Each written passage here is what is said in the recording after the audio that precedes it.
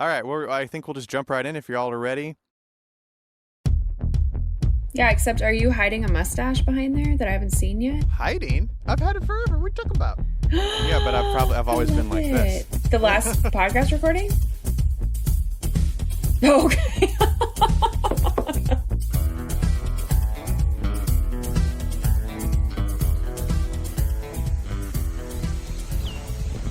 Look at us, the great Caesar and Cleopatra. What a wonderful cruise of the Nile we are on.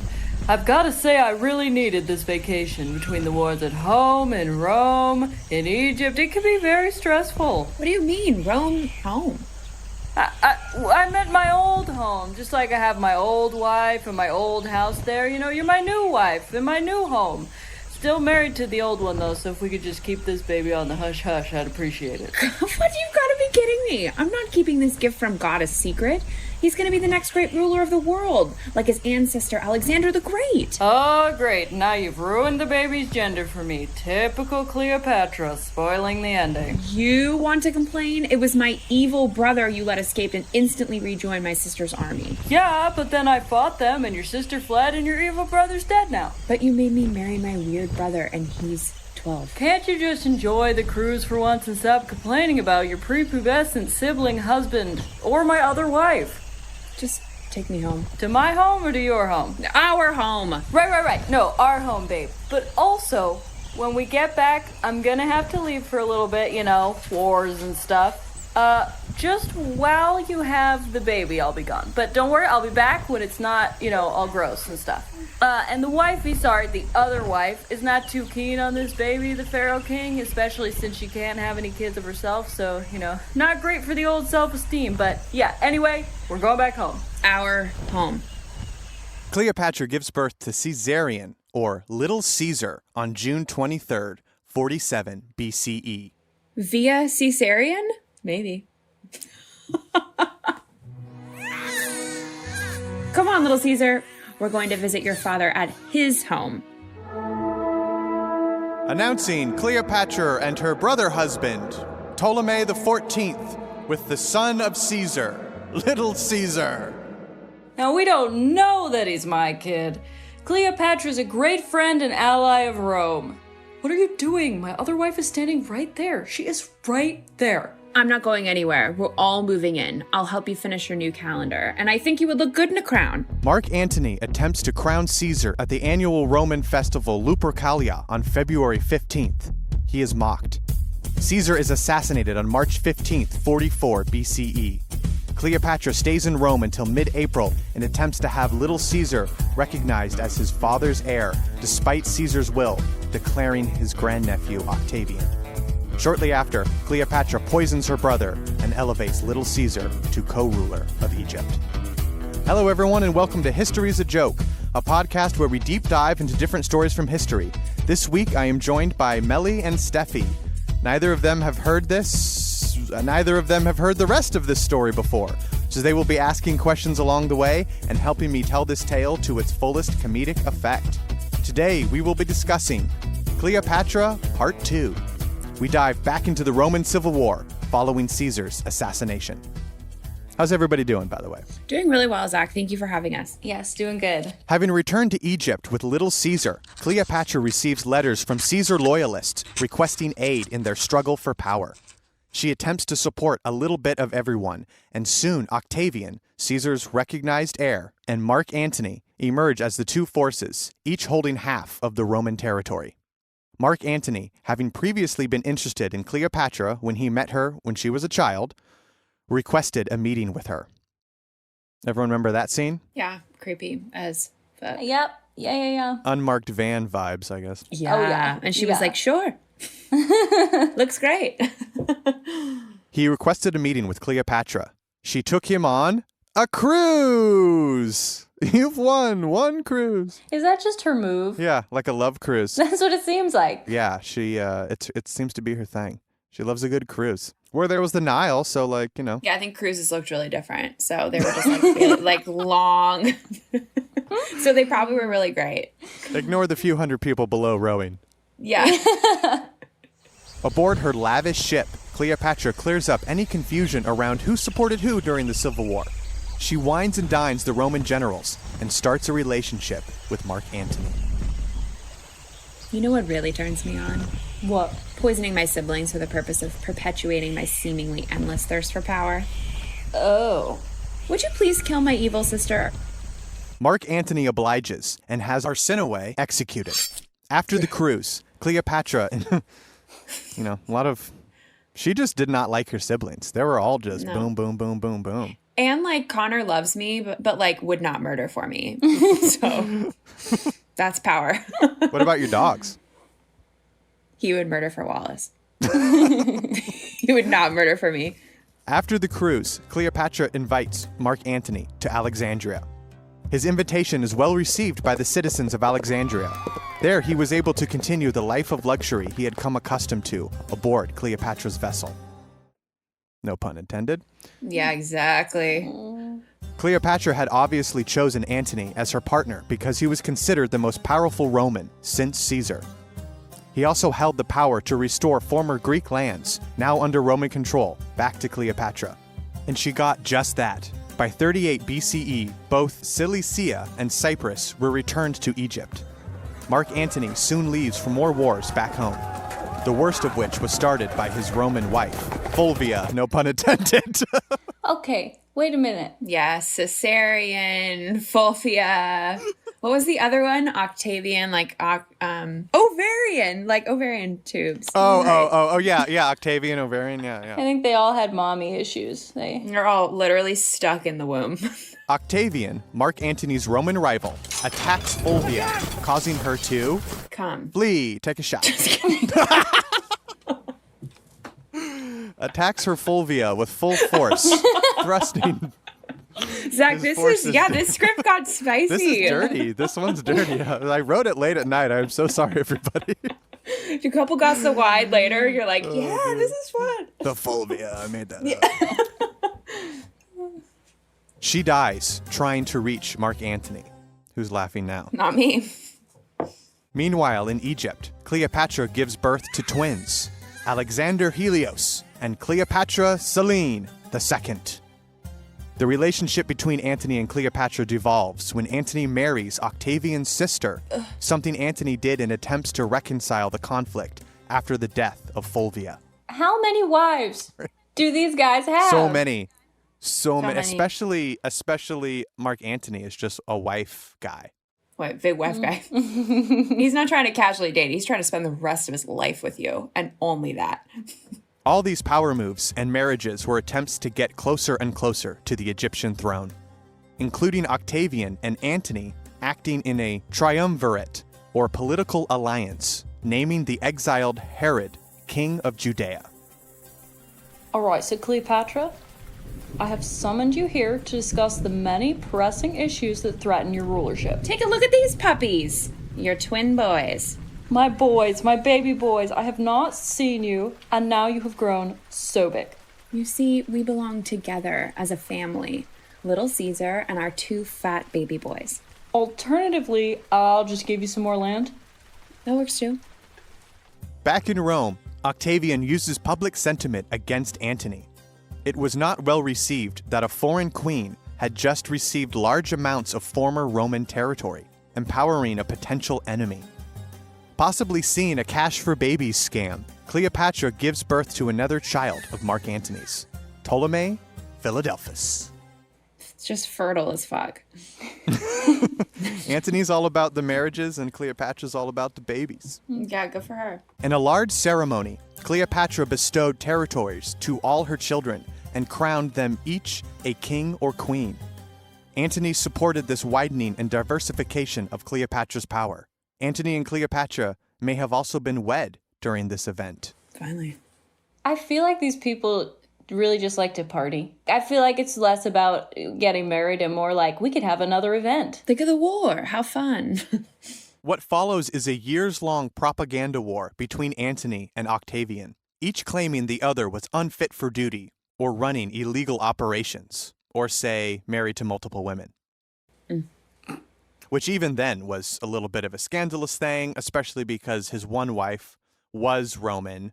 You know, she died, But that was a big deal, is that he's supposed to be this Roman general. He's supposed to be fighting to be ruler of Rome, and he's living with another woman in Egypt. It's a little like... And probably sleeping with a bunch of other men too, right? In that time. And probably that too, yeah. A lot of bathhouses.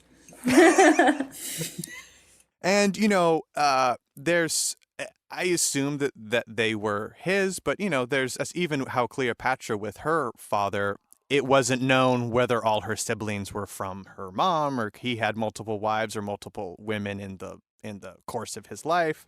So it just wasn't known exactly, at least for us nowadays, and that is a little bit of the case where Antony claimed the babies, but that's what it says. It doesn't say they were for sure his. It says that he claimed them.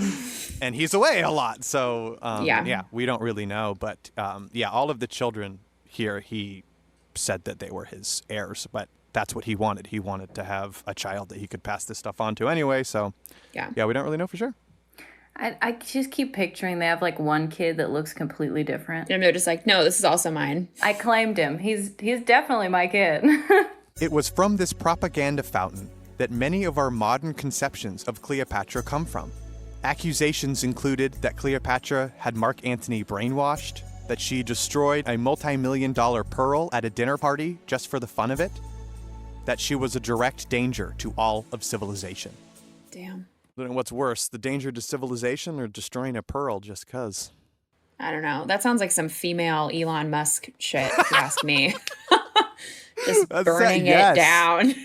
That's a great comparison. She's like the female Elon Musk, where she just was she had so much money. She's like, let's tear it up. Yeah. Think of all the rockets she'd be launching. Yeah, but they're vessels. They'd probably be Fulvia shaped, though. Yeah, Fulvia shaped and only on the Nile. Segue to Cleopatra and Antony starting an all-out war on Octavian as they make their move for leadership of Rome. During this time, Cleopatra convinced Antony to divorce Octavia, his Roman wife and sister of his frenemy Octavian.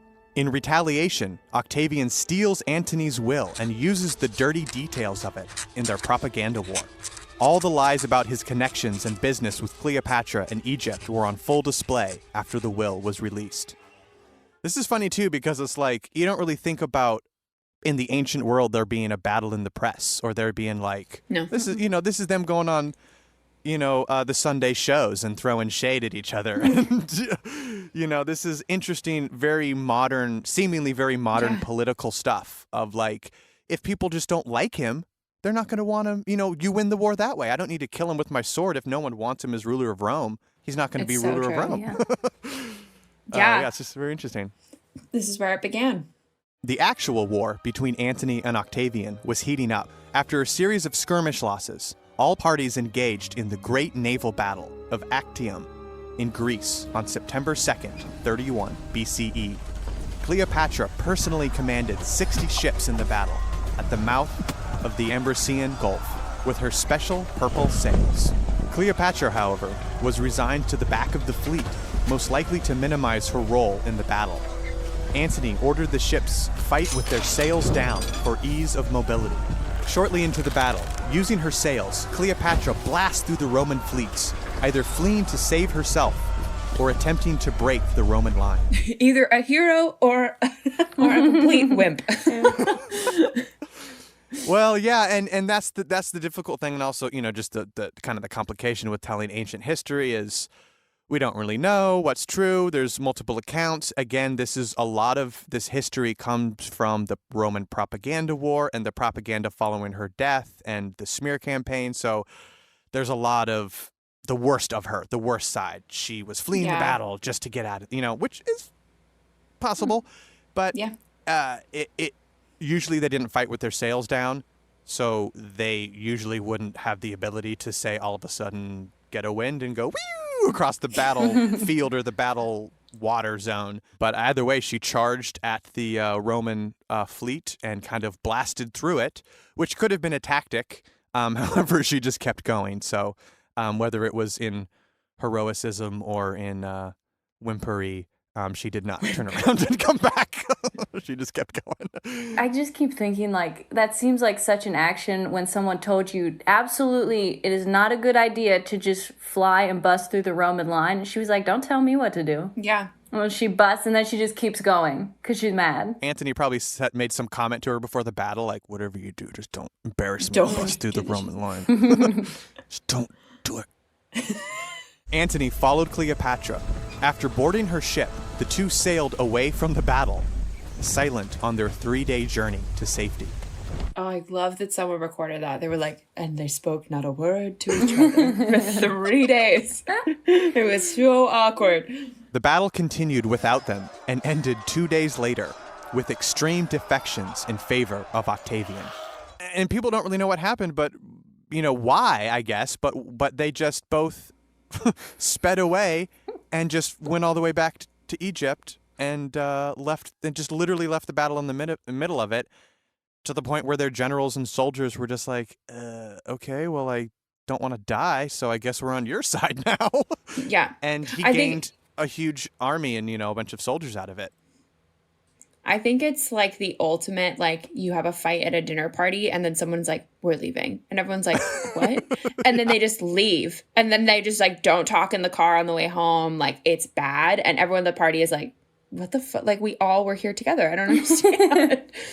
No one ever talks about it again because it was so uncomfortable. Mm-hmm. Cleopatra landed back in Egypt, and Octavian claims Athens.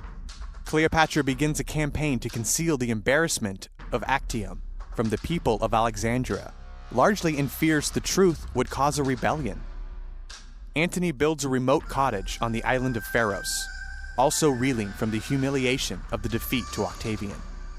So they kind of just go home and literally, like, he moves out and he's living alone on this cabin, just on this island. I think that you were onto something, that he was like, I will leave you if you crash that boat one more time, Clea, through that army. I will leave. And then it's uncomfortable because it's not like they're in the middle of the ocean. So it's a 3-day silent journey back. And then he grabs his shit and leaves.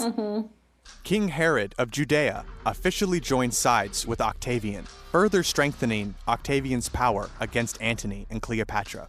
It is here that Cleopatra begins to look towards an end. She ruminates on leaving Egypt to Little Caesar and taking a fleet away into the waters, maybe to India. Before she could act, her fleet was burned by pro-Octavian actors. It's just crazy. It's like the parallels are like each side like has their own like sub-armies and like burns shit down and like there's spies and and all these places are saturated with people who had their own beliefs and were pro-Roman or pro this one particular Roman in the Civil War. Yeah. She's the ruler of Egypt and Pharaoh, and they, someone can just burn her car in her garage. That is rough. Cleopatra spent the next while preparing for Little Caesar to ascend to the Egyptian throne. It is said she begins testing different types of poisons on her servants and prisoners. How fucked up is that? I hate to be a servant. That's a for real midlife crisis right there. Like, what?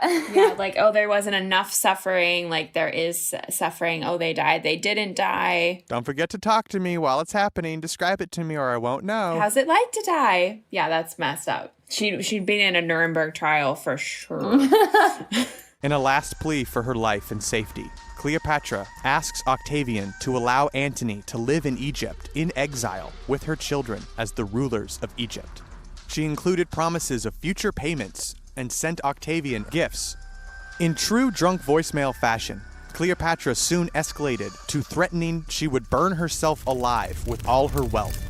This threat was not empty, as she was indeed constructing a tomb in the approaching event of her death.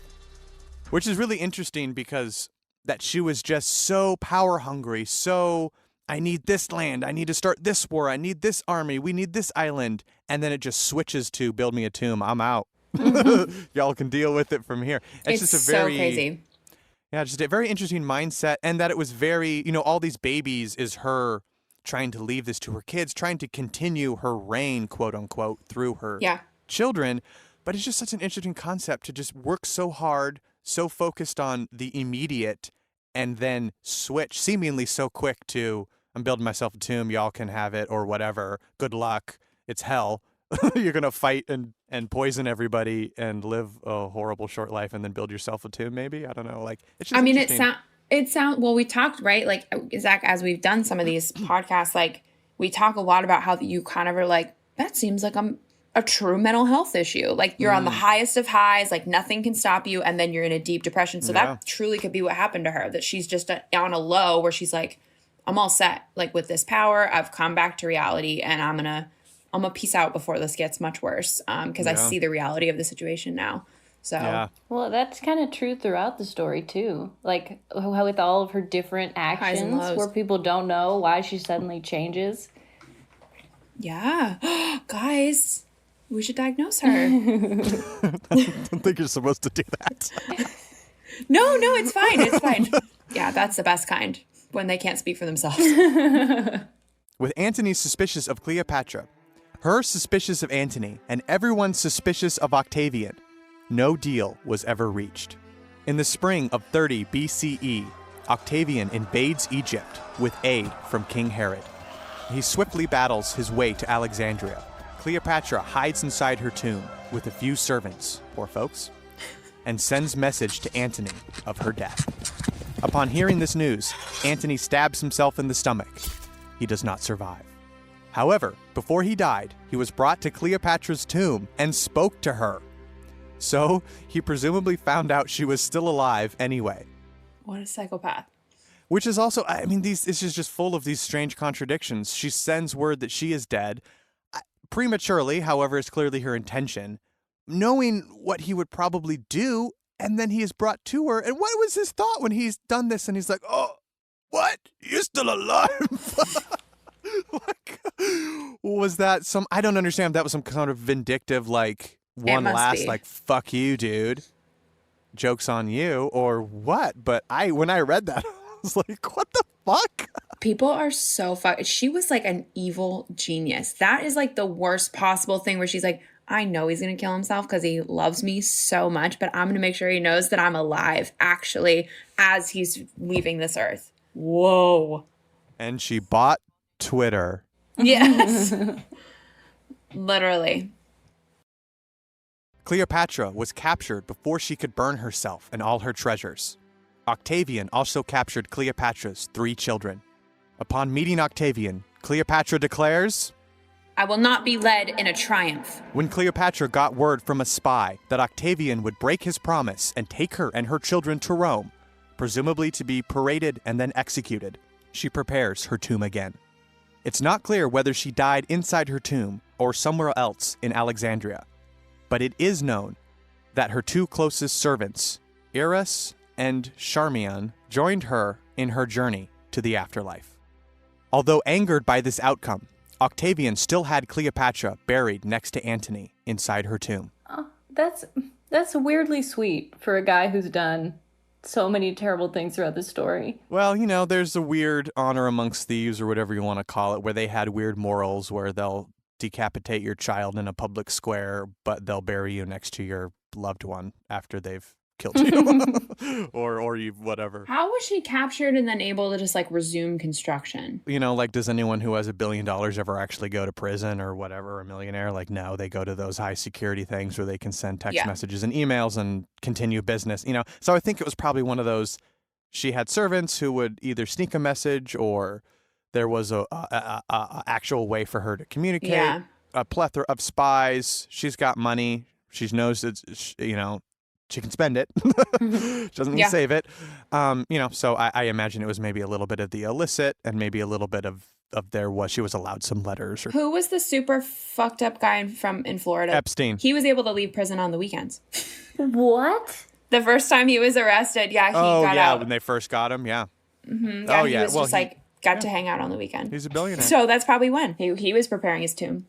Cleopatra's personal physician did not explain her cause of death. However, small holes were found in her arm, possibly due to a poison needle, or, as held in popular culture, a venomous snake bite. Okay, how badass is that, though? Right? It's really badass. I don't see her going down any other way either. Just holding a cobra up to your face. Yep. In her final moments, Cleopatra sends little Caesar away to possibly India.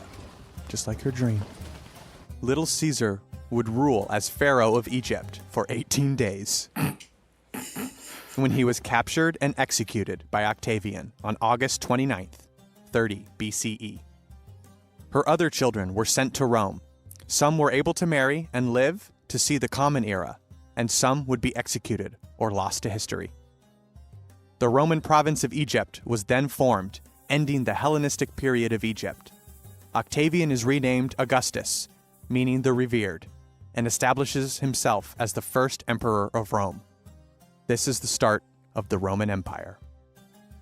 So wild. This is all pre-Roman Empire. Yeah, and that Cleopatra was, a huge force in it starting, and ending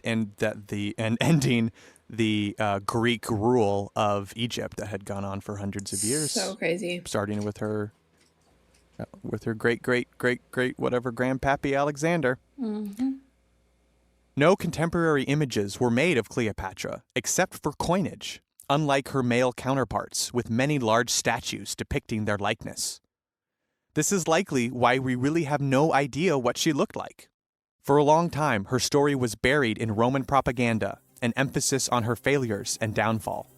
In her case, it was true that history was written by the victors, and the victors hated Cleopatra. Mm-hmm. Weird. I wonder how we got that image then of her, because you can picture the classic. Is she Cleopatra. white? Because a lot of it is. Yeah. Yeah, a lot of it is more modern Renaissance era European depictions. I mean, she was Greek. Mm-hmm. Yeah, she has olive skin. Yeah, but I don't know if she would have been quite as white as some of the or European looking anyway as some of the but yeah, there really isn't, and we don't know. Which is kind of one of the mysteries, except for a weird, crude profile on a coin, and that's exactly it. with the short. But there'd be no way to know to really discern what she kind of looked like. And I think a lot of that was sexism of the time, and that it just, like you said, her counterparts, they would make all kinds of carvings and attempts to capture their likeness, but with her, it just didn't happen. Yeah, she definitely did things outside of the box. So, and then I think the last little mystery did things outside of the fovea. I love it. Yes. The other kind of little mystery to this is where she's buried, and we don't have her. We don't know where Antony and Cleopatra are. There was one gal, actually a female archaeologist, who was doing a lot of research and was, obviously because she was a female in the field, all of her ideas were dismissed, and no one thought that she was onto anything. And we don't know for certain, but she's found a tomb that matches some descriptions of what Cleopatra's tomb's supposed to be, and she's been excavating it, exhuming, trying to exhume for the last couple years. We don't have any definitive evidence that it is her actual tomb, but there are hunches and lots of things pointing toward that it could possibly be it. And this, I'll look her up her name and put it in the thing here. But she's been working on it for a long time, and that could possibly be it. But still, we don't know, because I think she wanted to keep it a mystery, or at least the Romans did, possibly afterward, out of fear of, they're trying to move on. They now have control of Egypt. It's a Roman territory. They probably don't want people worshiping Cleopatra or going to her grave and being like, oh, this is the great, we want to bring this back again, because the Romans are trying to push that away and move on to something totally different. So it could be, that the Romans kept it a secret, and now we don't know. So people are trying to find it, but so wild. I feel like they would have, it'd be cool if it was around, but I feel like if they hated her that much, they would have just, someone would have dug it up at some point and destroyed it. But maybe not. Yeah, it must have been a really well-kept secret, because, if there's supposed to be all these treasures in there and stuff, then you would, and think of all the exhumed or grave-robbed tombs that have happened throughout, in the 1800s and early 1900s, when a lot of people were refinding these mummies and tombs, and they would just, they would be just private citizens who would dig it out and take all that stuff. And I hope, though. It would be cool if this was hers. it would be cool, yeah. I'd love that. Then we could ask her if she was fleeing or fighting. Just give her some water. She'll be a little parched. Oh my gosh. I went seance, and then you guys just immediately, no, we can bring her back to life. Just dunk her in the lake. That's how that works. I was just going to say, when they have to rewrite the history that much, to make you look like you failed, she really was a force to be reckoned with. Well, all right. Yeah, thanks for joining. That's Cleopatra. Thanks, Zach. What's new? What's new with you guys? What you got coming up? Oh, nothing. No.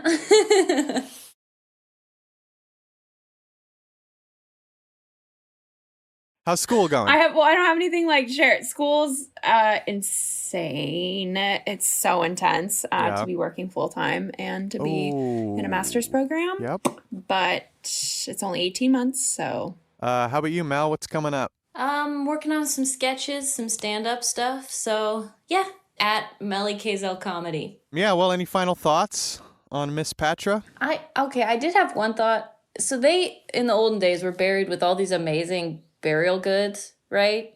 And it looks like a tomb, but what about years from now when they find just like us? What's it gonna be? People were buried with their Tamagotchi? What weird stuff are they gonna find? There's probably weird shit in caskets, and devastating letters. So that's what I would like to find. We don't really do the servant thing anymore. We don't really kill and bury yourself with your servants. That's kind of gone out of fashion. Yeah, that's at least in the last 10 years, I'd say. It's more of an early 2000s kind of a thing. That's our show. Thank you so much to everyone for listening. We hope you enjoyed. You can reach out at historysajokepodcast@gmail.com. We are on Instagram at historysajokepod. You can find us online at lavenderfingerproductions.com. I was thinking the whole time, too, how depressing it would be for Cleopatra that her son is now a pizza chain.